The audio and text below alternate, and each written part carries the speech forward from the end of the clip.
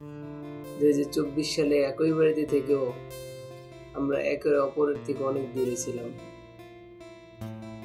ও পড়তো নার্সিং কলেজে, আমি পড়তাম মাদ্রাসায়।